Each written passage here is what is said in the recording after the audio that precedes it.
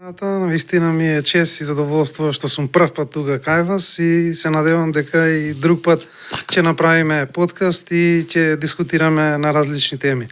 Сега даре за гледачите, кој е Дарко Симуновски? Дарко Симуновски, познат во јавноста како криптоексперт. Со тоа веќе еве 6-та година имав доста јавни излагања. Исто така во последно време како фонд менаџер, сум портфолио менаџер и управител на приватен инвестициски фонд Limitless Fund Management. Инаку сум 23 години веќе инвеститор, долги години, што се вика од дете инвеститор, од полнолетство. И тоа би се опишал во најкратки црти како занимање, како работа. Сега твоето CV е големо, ама сакам да ги запознаеме гледачите наши кај заврши, што учеше и кај живееше. Така. Кај мене тој дел е доста, да кажам, широка приказна. На повеќе места, повеќе места имам, на доста места имам живеено и различни држави. По потекло сум од Кичево, таму завршив општа гимназија, после бев Битола на педагошки. Инаку многу ме прашуваат од каде конекцијата со економија, нели, со финансии, со инвестирање. Тоа е више од, можем да кажам, од мојата основна школа. Едукацијата, првата едукација во тој поглед имав од татко ми Никола Симуновски, кој беше економист и исто така беше финансиски директор тогаш на времето во РЕК Косломеј. Имав, можем да кажам, навистина најдобриот тутор за да научам за економија, за финансиски средства и за сите тие работи. Моментално сега студирам исто како втор факултет, да кажам, на економски, за да имам официјално диплома, инаку имам доста интернационални сертификати. Околу тоа сакав да кажеш. Да, имам интернационални сертификати за портфолио менаџирање, за риск менеджмент, за криптографија, за блокчейн технологија, доста интернационални сертификати. Инаку за мојата приказна, после тоа живеев еден период, како што кажав, во моите студентски денови во Битола, па после тоа се префрлив во Скопје. Таму работев како предприемач. Во тоа време, како млад дечко, тоа е одамна, пред повеќе од 20 години. После тоа, од 2012-2013 се преселив во Австрија, во Виена. Таму живеев се до 2016 година. После тоа се преселив во Швајцарија. Живеев таму во Берн, во Цирих. До 2021 година, од 2021 година до 2023 година во Шпанија, Гран Канарија, Канарски острови, Лас Палмас и Мас Паломас. И после тоа, кога одлучив да се вратам во Македонија, заедно со сопругата одлучивме да се вратиме. И тоа е интересна случка. Му се уваме на нашиот Вујко, Нанчо од Австралија, поздрав до него ако не гледа. Да си го поздравиме. Му се уваме, му викаме, Вујче, сакаме да идеме Македонија, бараме некое убаво место во природа, да ни препорачаш нешто и му кажуваме што сакаме од тоа место. Му го пишуваме и он се изнасмеа и кажа: деца, вие опишавте мојата Евла. Јас во тој момент поим немав каде, навистина барав на Google Maps. И од кога дојдовме тука, од првиот момент, веќе 3,5 години сме тука, од кога се вративме од странство во Македонија.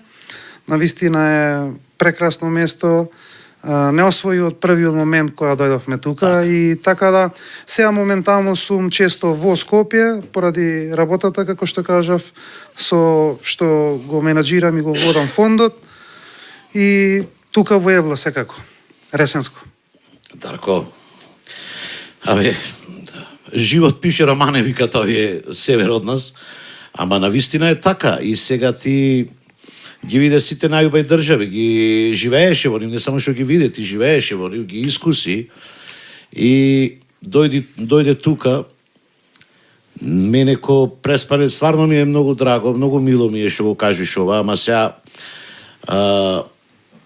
излезе во Преследли Преспа, те запознали Преспа кој си ти или сега ова е прво овдека појавување да знаеме ние со кој човек имаме работа, зошто вакви луѓе баш Преспа Колинг сака да ги има кај нив, да ги има со нив, да од вакви луѓе како тебе да собираме искуства, да информации и така натака.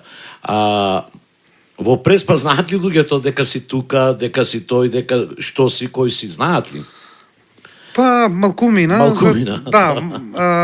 И веќе стекнавме пријателства тука. Така. Имаме пријателства, конекции, дружби. Така.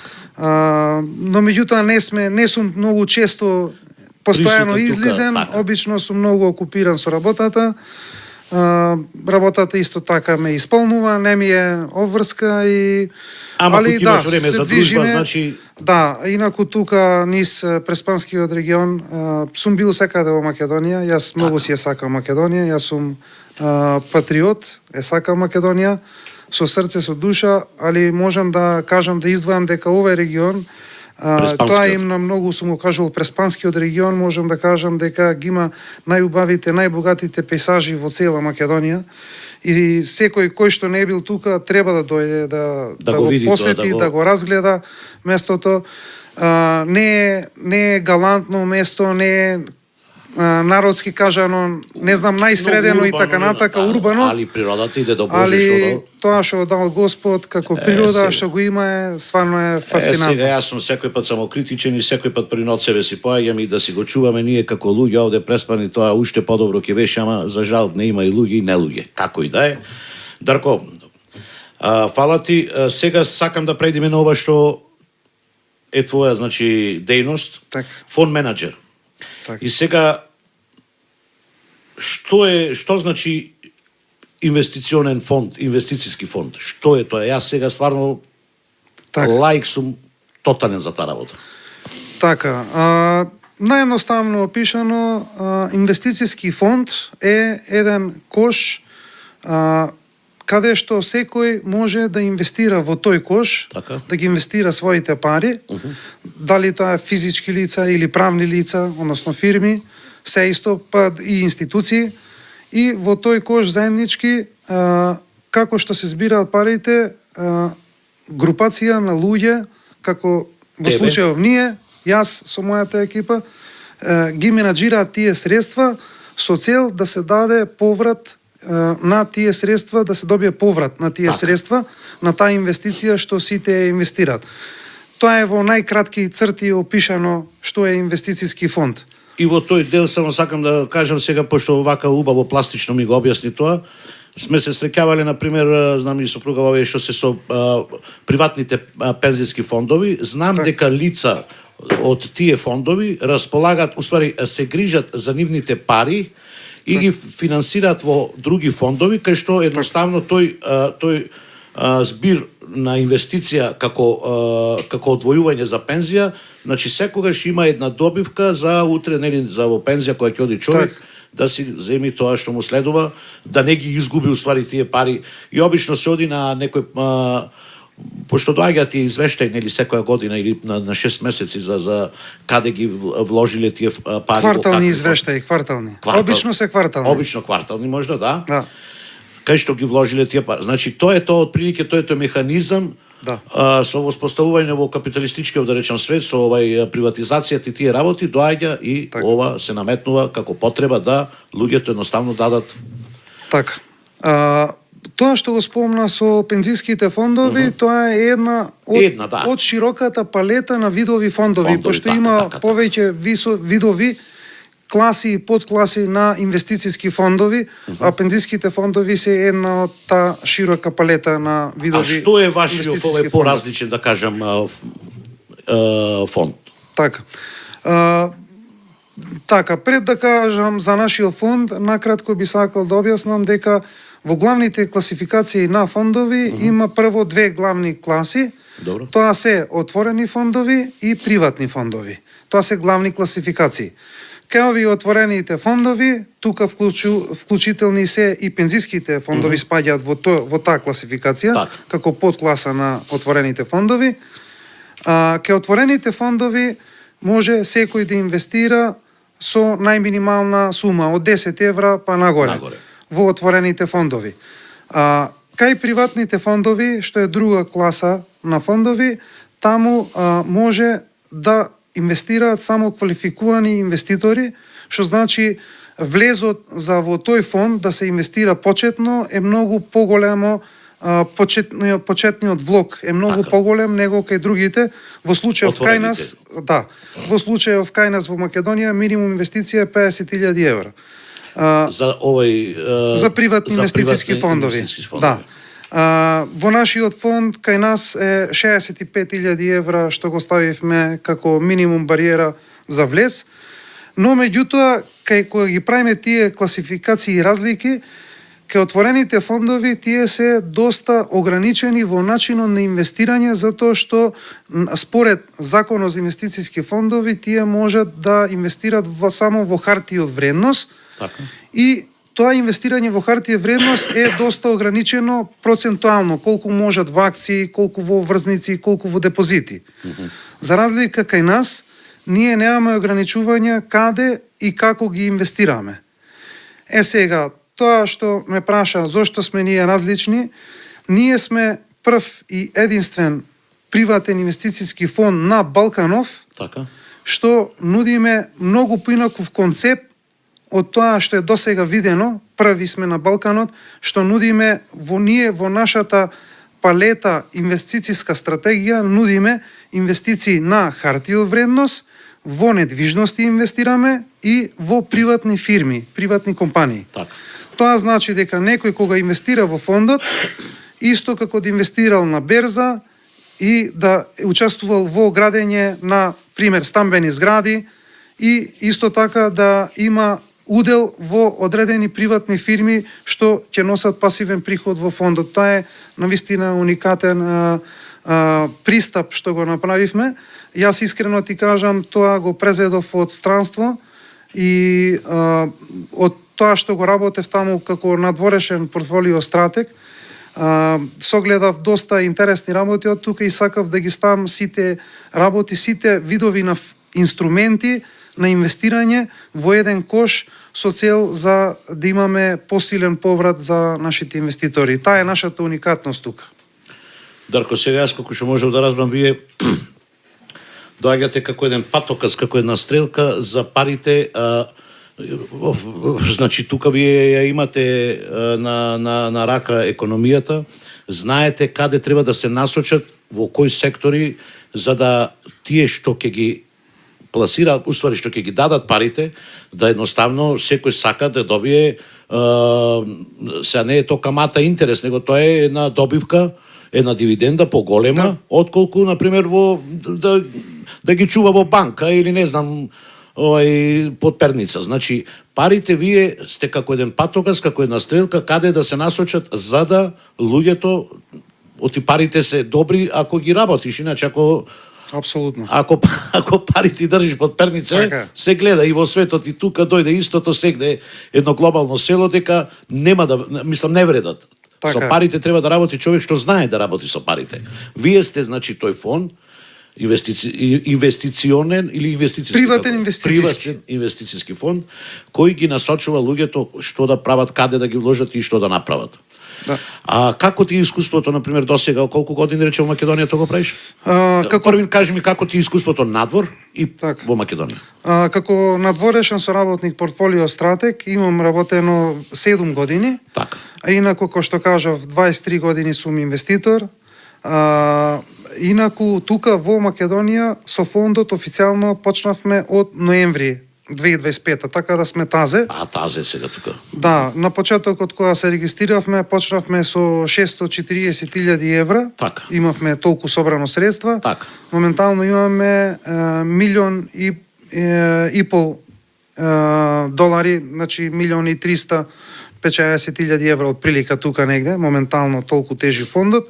Се уште сме нови. Така. Треба време додека не запознат сите да видат што работиме. Сепак како што кажав, ова што го правиме е уникатно, различно. И ново, значи рековме е ново во Македонија. Да, и во Балканот е ново. Не постои на ништо Балканот слично. рековме. А значи на запад, во Западна Европа тоа си постои од Има, особено во Америка, има некои такви хибридни фондови ги викаат, Така. или multi-asset funds. во секој случај се многу полиберални од ова што правиме Да. на овие постоечките. Да, апсолутно. Таа е разликата, како што кажав, од лани работиме. Јас и уште двајца портфолио менаџери, Бојан Пандиловски и Евтим Ридов. Така да си ги спомниме и да си ги поздравиме. Моите колеги, така. и да ги поздравам ако го гледат. Така. Така да, инаку ние тројца и исто така кособственик во фирмата што менаџира со фондови, исто Петар Кашуба, да го подсета, да го поздравам, тој е нашиот инвеститор и тој е долгогодишен инвеститор, тука во Македонија наш бизнисмен, угледен бизнисмен и така да се запознавме пред неколку години, затоа што, како што ви реков, ние работевме и јас конкретно како портфолио стратег преходно, имав доста соработки со доста луѓе и фирми, што веќе ги знаат моите перформанси и знаат за мене добро што можам да донесам и така се запознавме и сега и не само и работа и како колеги така. И како пријателство, како една фамилија. Дарко, многу интересно што мислам дека ќе се најдат и од овој подкаст некои гледачи кои малце ќе се подзамислат за тоа дека навистина ова што го правиме муабе дека е тоа една иднина. Ама сега овој делов што го зборавме дека и во некретнини. Мислиме ли дека имаме ли ние во Македонија решени тие катастарски работи? Мислам дека тука сме крути, дека во тој дел ние не направивме како да речем може една Хрватска, може една Словенија. Некако тука се испомешани жаби, баби, па не знам. Можда е законот полиберален, например, за странци, за земја, за купување, ама таа земја не може ни да ја купи затоа што, не знам, оставштини се, многу се нашинци заминати по Америки, по Австралии, нема тука инвестиција. Не можеш да направиш инвестиција затоа што се први нерешени имотно-правни односи, не знам, значи парцели многу се расподелени, не е како на запад, како во Америка, да речем. Сега ако е некој човек што сака да инвестира во инвестиционскиот фонд и сега тој има на пример 10 хектари земја или нешто, ти тука, значи ние сме со парцели, со мали, многу сме покрути за да превземиме, еве да речем и акција или да го оправиме ова како што ти го кажуваш дека вие сте луѓе кои знаат како треба да се направи тоа. Во дело на инвестирање за недвижности, одговорно тврдам дека, пример, ако спредуваме со Швајцарија, тука е многу полесно за инвестирање и полесно за градење, да се дојде до градежна дозвола и да се инвестира во недвижности, него во Швајцарија. Верувајте, јас тоа многу често го кажувам, бирократијата е многу полоша и покомплексна во ЕУ во споредба со тука во Македонија. Многу, јас тоа го сватив кога заминав таму. Се додека не заминиш и таму не живееш, не си свесен за тоа. И пред да заминам си викам, овде е најлошо, дефинитивно најлоша администрација. Така. Ама уствари кога отидов во Австрија, окей, таму се добри, подобри се од кај нас. Во Швајцарија одговорно тврдам дека администрацијата е полоша, а во Шпанија е најлошата, најужасна, најспората, најкомплексната администрација можеби и во светот. Така да ние сме, можам да одговорно тврдам дека ние сме многу подобри од многу земји во Европа. Во тој поглед. Ние се стремиме да одиме таму сега, ние мислиме овде не чинит, таму чинит и само зборвиме, некои ќе дојдат, некои живеат таму и така и не учат. Не, таму мети млеко, овде не чинит. Како можете овде да не чинит, викам мајката. Ја имавме некои такви искуства што други луѓе кажуваат нешто. Ама на тоа сакам да додам дека има една изрека the grass is greener on the other side. Тревата е позелена на другата страна. Кога гледаш си викаш таму мора да е подобро, изгледа подобро, ама ствари кога идеш гледаш дека и таму има некои мани што не си ги согледал. Точно. Оти наједноставно кажано, на прашањето има да речам големо прашање што многу често се зборува во Македонија, сите го зборуваат. Луѓе што не излегле надвор од Македонија да живеат не во Европа, мислат дека овде е најлошо. Така е. И јас така мислев пред да излезам. И јас така мислев. Да. Но меѓутоа, кога се соочуваш таму, кога ги гледаш тие работи, сваќаш дека на кантарот има и една и друга страна. Така. И има лоши и позитивни работи тука, ама има и таму лоши и добри и пак ќе кажам, зависи од секоја индивидуа што му треба за да види, да си донесе заклучок кај му е подобро. А инаку не можеме да кажеме одсечно дека сега таму е подобро, овде не чини. Или обратно. Значи дефинитивно има работи што се овде многу подобри за разлика од таму. Еве уште една пример морам да кажам кога веќе правим увод за недвижности. Еве пример, јас сум живеел во 3 земји во Европа, сум бил во Европа буквално секаде. Можам да кажам дека тука луѓето се доста побогати затоа што луѓето тука сите имаат недвижности, сите имаат земја, сите имаат станови, сите имаат покрив над глава. Овде чинам дека 90% луѓето имаат покрив над глава своји имоти. Ја поседуваат земјата. Поседуваат земјата за разлика од западот. Можам да кажам некаде од прилика, мислам статистиките официјални се 20-30% луѓе што поседуваат имот, а другите се чиријаши. Летечи. Тоа е тоа, чиријаши. Така да кога ќе испоредуваш тие работи, дефинитивно тука има голема предност. Дарко, јас онај пат кога зборевме пред 2-3 дена исто нели рековме дека примерот има луѓе кои сакаат да живеат во стан, има луѓе кои сакаат да живеат во куќа. И станот има негативности и позитивности и куќата. Значи, треба само човек да знае што сака. Така. Како сака да си го мине животот, каде сака да си го мине животот. Тоа е тоа сега. Затоа не сме па ни сите луѓе исти. И сите имаме други перцепции, други размислувања, други работи. И во тоа е убавината. Во тоа е убавината, така е. Даре, ти си автор. Значи покрај ова што ти е работа, ти си автор. Значи Дарко Симуновски е автор на книгата Фундаменти на криптоиндустријата. Сега ова е веќе исто една нова тема. Книгата каде може да се најди? Може да си ја купат луѓето? Да, во сите книжарници на литература. Така. И во издавачката куќа Антолог. Која година ти е? Во 2022 година. Книгата е тогаш издадена. Да, инаку исто да се пофалам, јас сум втор балкански автор што пишал на оваа тема за криптоиндустријата, да. А инаку книгата е напишав затоа што во 2020-2021 имав одржавав онлайн едукативни курсеви за криптоиндустријата, за криптовалутите народски кажано. И со тоа дојдов до идеја да напишам книга каде што народски кажано буквално како буквар што е криптовалута, технологијата што тие криптовалути кај што постојат, зошто е посебна, да се разбере што е реални проекти во криптоиндустријата и што се народски кажано несериозни или лажни проекти, да кажам. Така.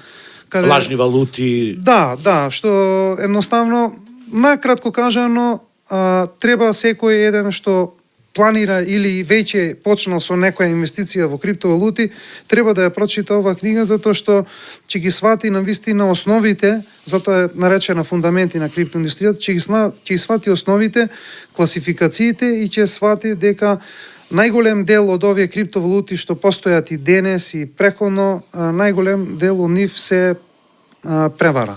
Најголемиот дел, но меѓутоа има криптовалути што даваат одредена вредност Но меѓутоа пак како што кажав, за се е потребна едукација. Особено за инвестирање, особено за една ваква Сега тука работа. сакав да те прашам околу инвестирање со криптовалути. Мислам дека и за гледачите ќе се интересни тие работи. Така. Во фондот ваш постојат такви инвестиции или не? Не, во фондот наш ние, како што кажав, ние работиме веќе со традиционални финансиски средства, добро, така разбравме. Ова не рекол се како инволвирани. дополнително само да прашам, дали значи постои тоа. Не. А општо на светска мапа, дали го практикуваат тоа луѓето, ево да речем пак од овој свет, западниот Америка, Европа, дали го практикуваат тоа тргување и инвестиции со криптовалути? Да, во Западот многу повеќе се запознаени и поактивни се во делот на инвестирање на криптовалути. Генерално во Западот луѓето имаат една култура на инвестирање, каде што скоро секое семејство, почнувајќи од физички лица, па да не зборувам за правни лица, нели, фирми и така натака, па дури во последнови години гледаме и институции инвестираат во криптовалути, пред се во биткоин. Така да таму веќе има таа култура на инвестирање и дел од нивните инвестиции, еден мал дел се насочени кон биткоин и овие поглавни криптовалути, посигурни, кажано попросто. За разлика кај нас прво културата на инвестирање на многу ниско ниво. Точно. Се уште ние во Македонија тоа го имаме поради тоа што го имавме системот поранешен комунизам, затоа што во тоа време немаше инвестиции. Друго е сега во општество како што е Западот, каде што луѓето веќе имаат пракса со столетија на инвестиции на берзи. И овде треба да помине и некое време. Да, така. апсолутно. Можда и парите се уште во такви луѓе, не се во овие помладите. Да. Или немаат овие помладите направено капитал за да инвестират. Да. Оти тоа стварно треба време да се помините. И кога веќе зборуваме за инвестиции, исто тоа би додал дека инвестирањето денешно време е неопходно, затоа што имаме инфлација, што сите сме запознаени дека постои, Така. но меѓутоа што малкумина знаат, има и девалвација. Тоа се случува додека ние гледаме, ако има покачена инфлација, тоа го кажуваат на медијата, на сите медиуми, но меѓутоа никој не зборува за девалвација. Што значи тоа? Тоа значи кога се испуштаат нови пари во оптек, односно се издаваат државни врзници, записи, тоа е пракса во цел свет, не само кај нас, се случува девалвација. И тоа значи дека кога одите, ако кредитот е поевтин, повеќе луѓе, повеќе фирми земаат кредити и институции и со тоа фактички се издаваат нови пари, одат во промет. И тој процес се вика девалвација. Што значи сето ова што кажав? Дека, ако народски просто кажано, подсетете се сите што не гледаат, нека се подсетат колку вредеа 10.000 евра пред ковид кризата, да кажеме во 2019. Можеше да купиш еден солиден автомобил, да речеме на кола, нова. Така. Што сега е дупло. Така. Колку вредеа тие 10.000 евра пред 20 години, ако се вратиме? Можеш стан да купиш во Скопје. Точно, дури и стан, че можеше да се купи едно гарсонјерче. Пример, имаше некоја вредност многу поголема него сега, а пак зборуваме за истата вредност, 10.000 евра. Тие не се повеќе, 10 и тогаш биле и сега. И тоа е тоа што го прави инвестирањето неопходно. Јас тоа често сум зборувал дека кај нас, за жал, се уште го имаме тој наратив дека треба да се штедат пари. Јас имам, секогаш го поставувам ова прашање, тоа е исто како да штедиш, зошто би штедел вода од океан? Нема логика. Така да и фиат валутите, тие немаат одредена залиха, тие постојано излагаат нови валути. Фиат валутите народски ши викаме пари, тие се фиат валути, не се пари. Пари е злато, сребро, биткоин, тоа е пари. Нешто што е со ограничена залиха, нешто што е децентрализирано. Овие се фиат валути и така да затоа луѓето, секој еден и фирми мора да инвестираат ако сакат да се носат со тек на времето, за да го зачуваат тоа што го имаат како вредност, како пари, како богатство.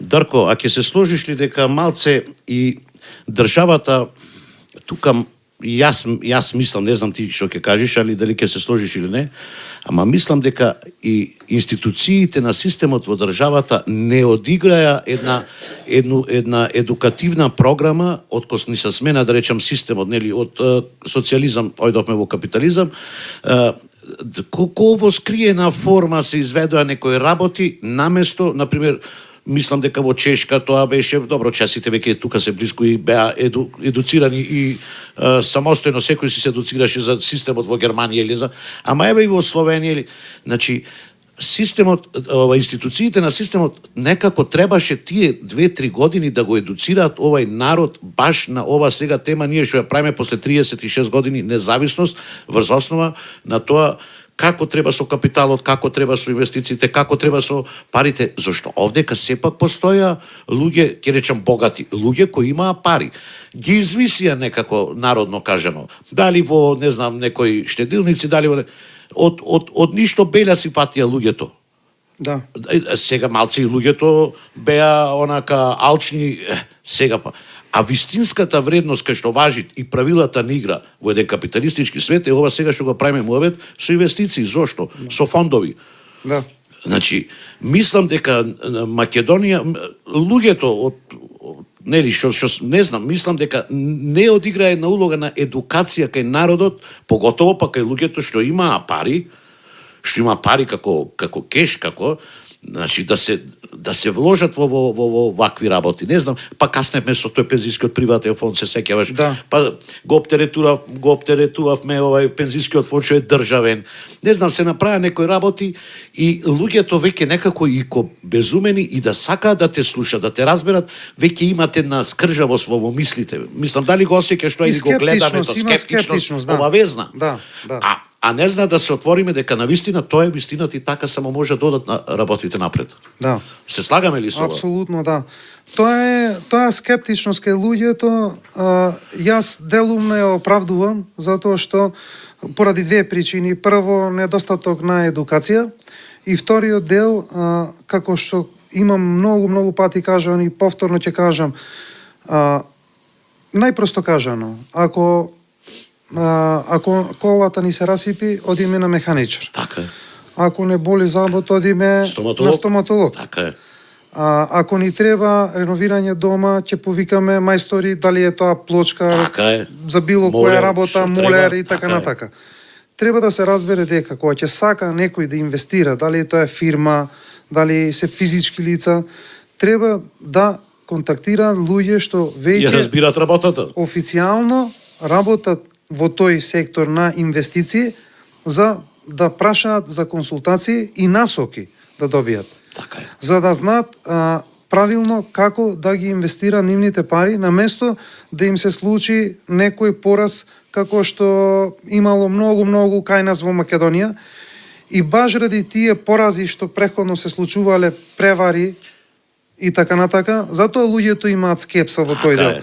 Но меѓутоа, за да си бидат сигурни, морат да се посоветуваат, односно да побараат мислење од луѓе што официјално регистрирани работат во тој сектор.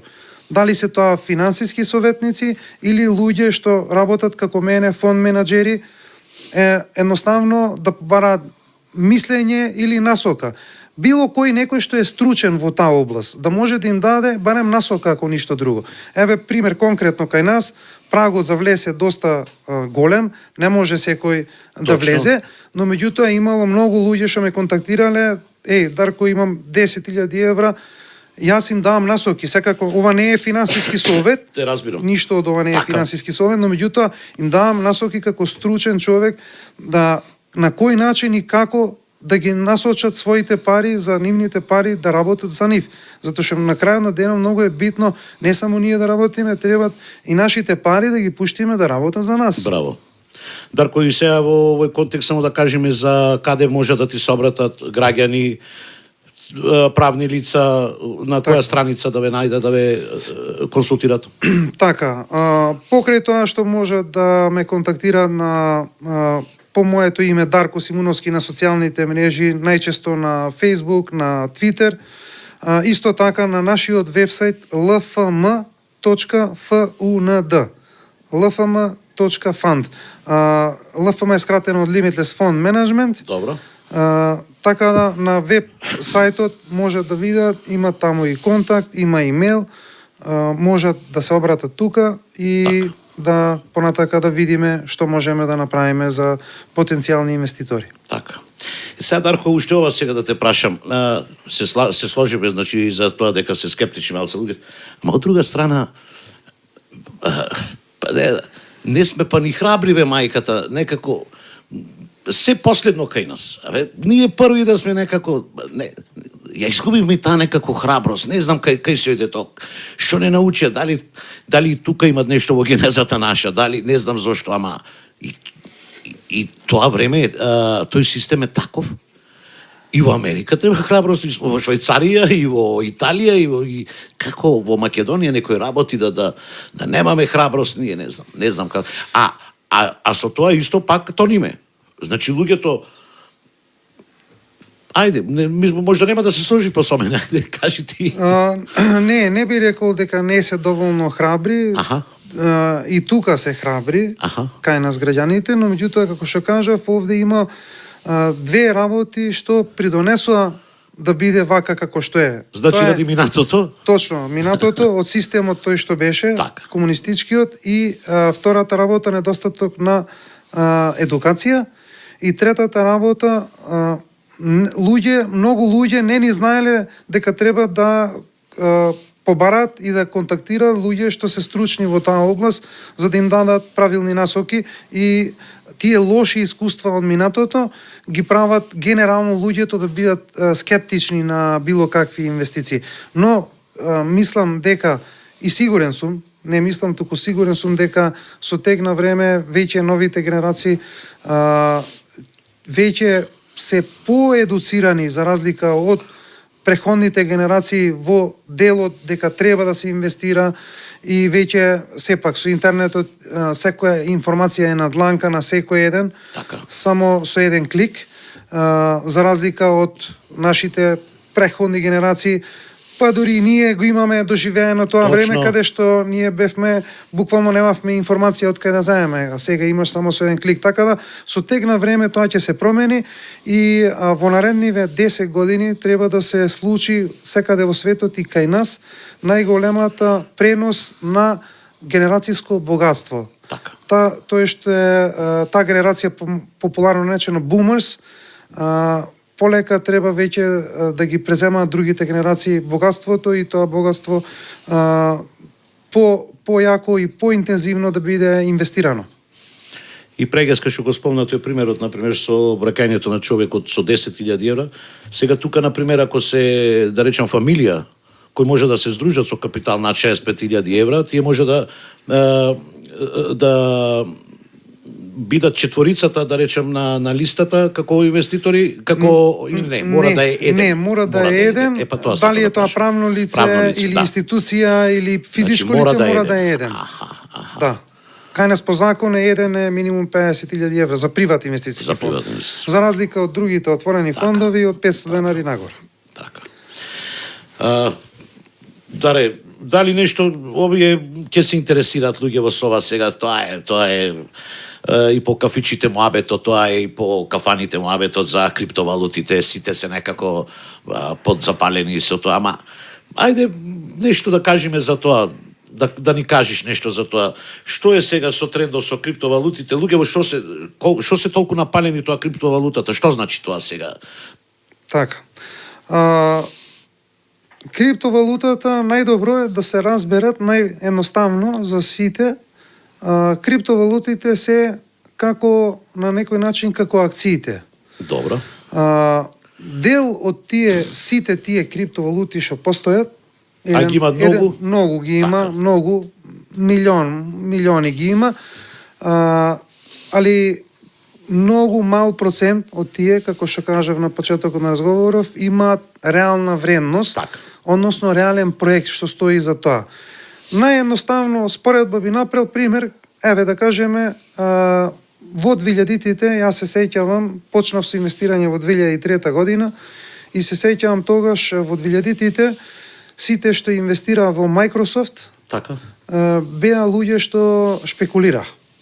Тогаш тоа така беа доживеани. Дури и од професионалците така го глеdaa дека тоа е чиста шпекулација. Затоа што не постоеше интернетот како што е сега во ова фаза, не беше развиено, Да. таа инфраструктура не беше развиена, апликации, софтвери и така натака. И тогаш од таа гледна точка тоа беше доста ризично и несериозна инвестиција. Тогаш, во тоа време така се гледаше. Но меѓутоа еве гледаме, ако гледаме сега, За многу брзо време. да, ако гледаме популарно наречени Magnificent 7, величествените 7 најголеми акции во светот, сите од нив се софтвер, нешто што Така. биле шпекулативни пред 20 на години. Сега се реалност. Сега се најголемите фирми, најголемите компании.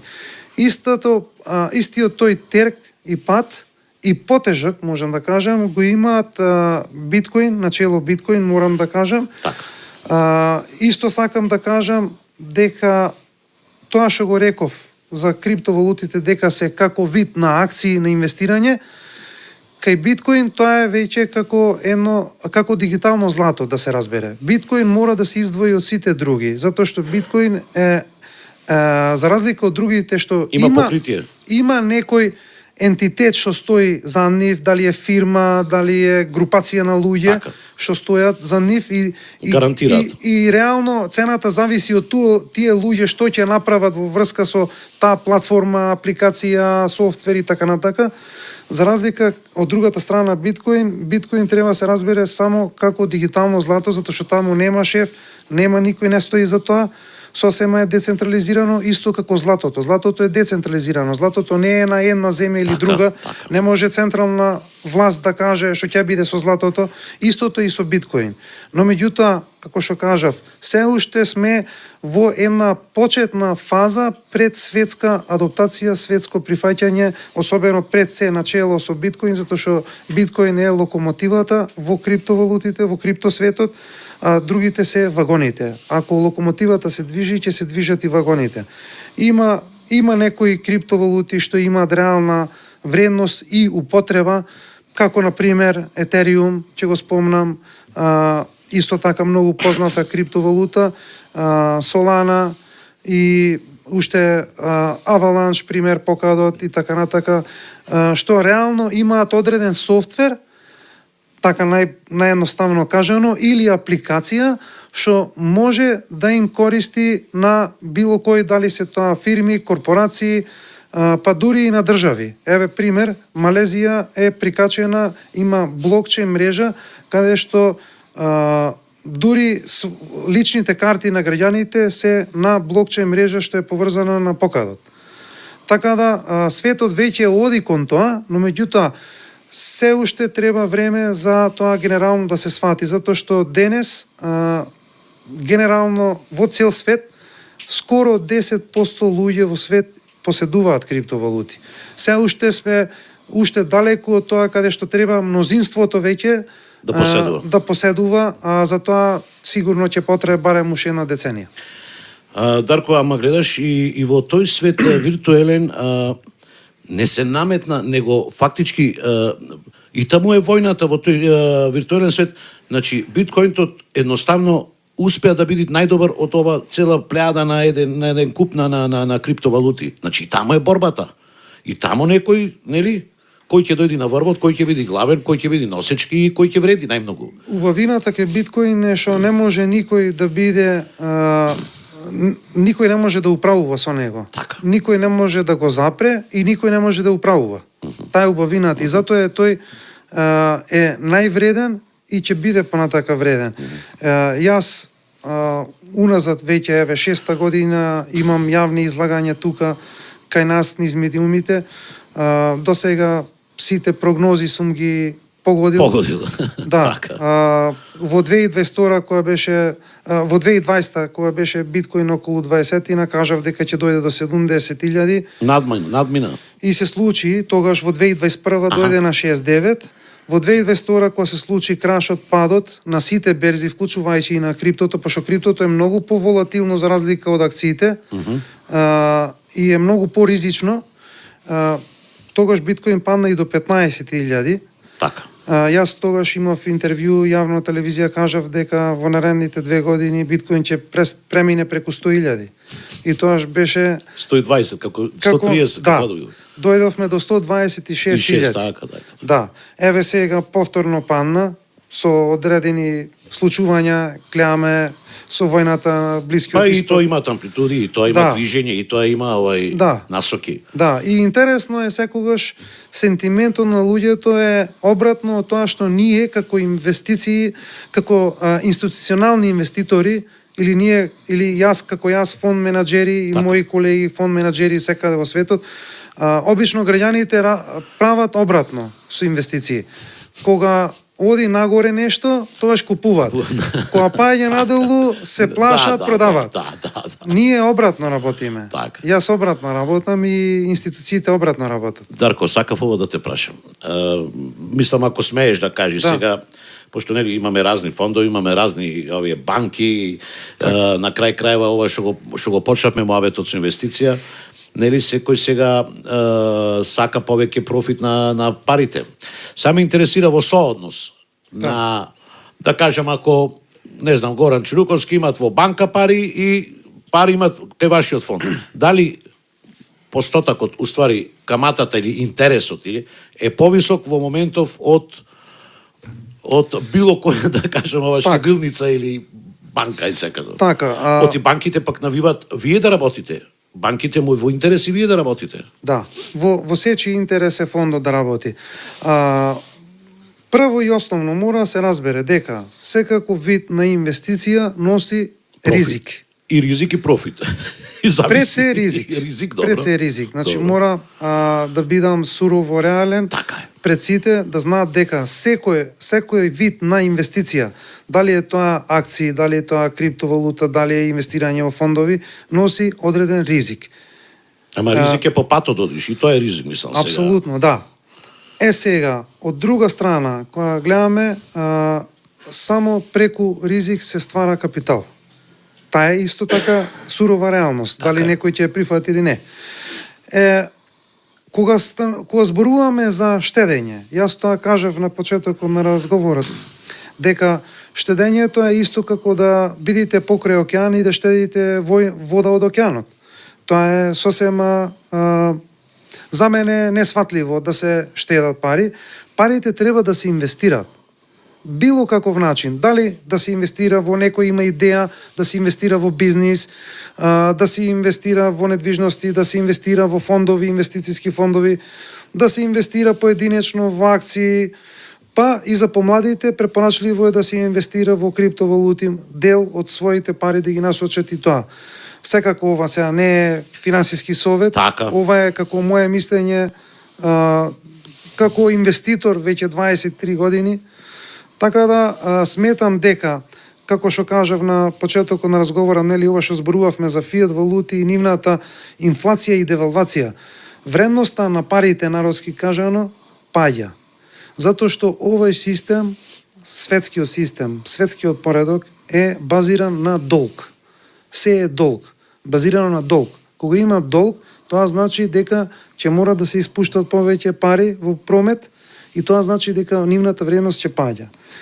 Ама, исто тоа дава гаранција дека финансиските средства ќе растат.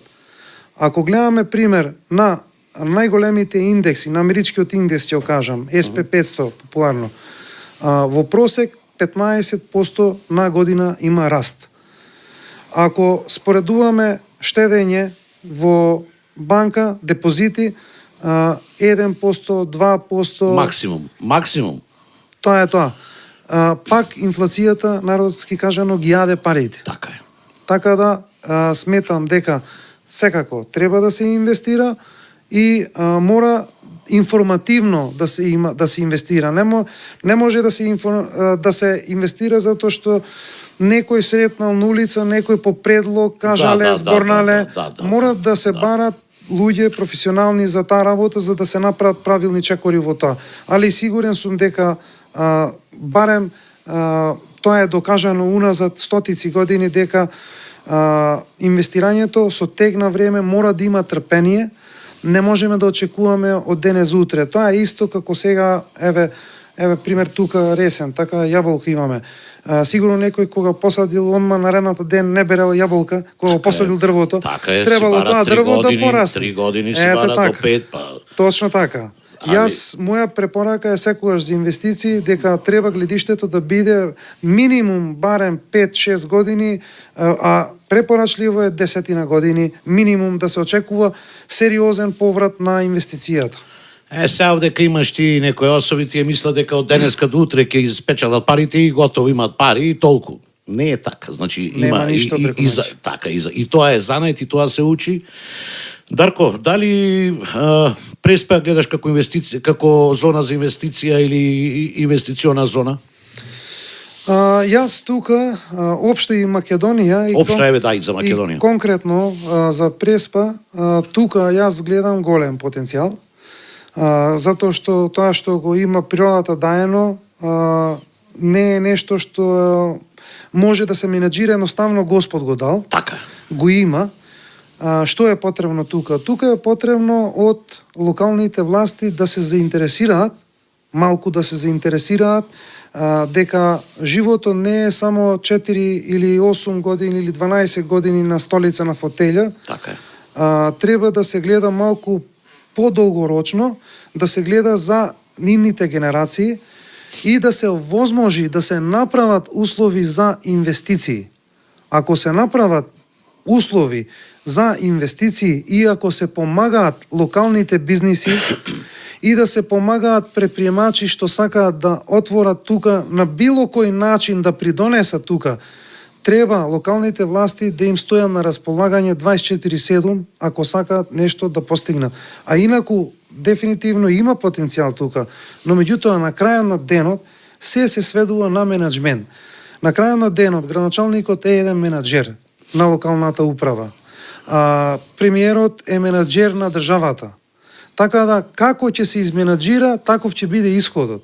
Се зависи од менаџментот. А за да биде менаџментот добар, јас велам, доволно е само да се створат услови, темелот, да им се даде ветер во грбот. На сите тие што сакаат да инвестират или сакаат да прават нешто конкретно еве тука, пример во Преспа или за било каде во Македонија. Тоа е работата тука. Не треба да има кај нас за жал општо генерално не се сите такви, но меѓутоа поголемиот дел гледаат само од денес за утре, народски што викаме. Така. Да си помине мандатот и тоа е тоа, ама не треба така да се гледа. Треба малку подолго, подалеко видно да се гледа на тоа и да се гледа на полугрок, али дефинитивно има потенцијал. Посебно тука, овде може да биде доста, допрво може да се развива руален туризам. Исто така, јас и преходно имам спомнато дека треба да се донесе тука посебен закон за дигитални номади, за да можат странци да дојдат тука, од тука да работат. И од тука да си работат, затоа што јас пак ќе кажам од моје искуство, западњаците многу повеќе ја ценат природата него ние тука. Така е. За жал. Али сепак убавината е, предноста е што ние тоа го имаме, само треба да се направат услови за да направиме примерен таков закон каде што можат дигитални номади да дојдат тука да работат, да не бидат оданочувани, но меѓутоа тие де факто ќе ги трошат парите тука. Со Точно. тоа директно ќе придонесат за развој на локалната економија. Точно. Има многу начини за да се развие овој регион. Општо и во Македонија. Јас тоа е уназад години, со години веќе зборував, давав и предлози, законски измени, дадов конкретни законски измени што треба да се направат, тоа се само едни регулации, носење на нерегулации, патем на таа тема јас пишувам уште една книга, тоа е Да, регулација. тоа не кажавме дека сега си Да. подготвуваш и друга книга. Да, тоа е за регулација на криптоиндустријата и имплементација на блокчейн технологија.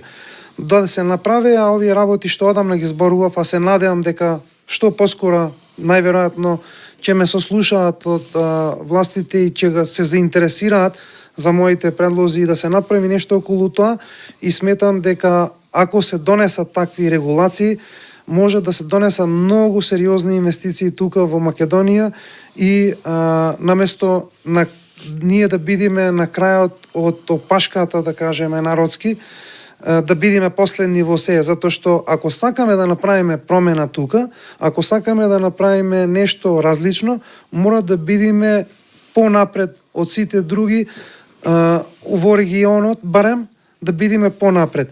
Еве примери ќе кажам конкретни. Нека ги гледаат примерите во Естонија, нека ги гледаат примерите од Грузија, нека ги гледаат примерите од Дубај, Емиратите. Така. Значи, има доста примери каде што може да се гледаат и да се применат тука и да има еден позитивен фидбек за сите тука кај нас. Дарко, фала ти, ама така ми помина времето со тебе.